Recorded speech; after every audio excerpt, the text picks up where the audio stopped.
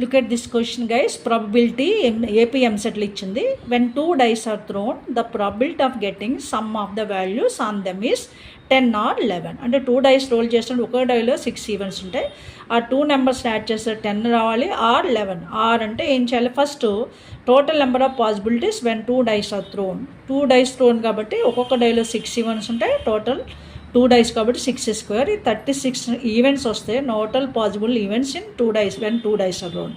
ఇందులో ఏ అనే ఈవెంట్ తీసుకున్నాం. A is nothing but supported events. Sum is 10. Sum 10 ఉండే ఈవెంట్స్ని ఏ అనుకుంటున్నాను. సమ్ 10 ఏముంటాయి? వీ కెన్ స్టార్ట్ 4 6 4 + 6 10, 5 + 5 10 అండ్ 6 + 4 కూడా 10. ఇలా 3 ఈవెంట్స్ ఉంటాయి ఏలో. బి అనేది ఇంకొక ఈవెంట్ తీసుకున్నాను. That is some is 11. Some 11 కూడా కావాలన్నాడు కాబట్టి సమ్ 11కి సపోర్టెడ్ ఈవెంట్స్ ఏముంటాయి మనకి తెలుసు. సమ్ 11 సపోర్టెడ్ అంటే 5 6 ఉంటుంది, 6 5. ఇలా మనకి 2 events. Sum is 11 2 events, sum is 10 3 events ఉంటాయి. మళ్ళీ అడిగింది ఏంటి? ఏదర్ 10 or 11 అంటే అడిగింది ఏ యూనియన్ బి అడిగాడు. ఏ యూనియన్ బి అంటే ఆర్ అంటే యూనియన్ అర్థం.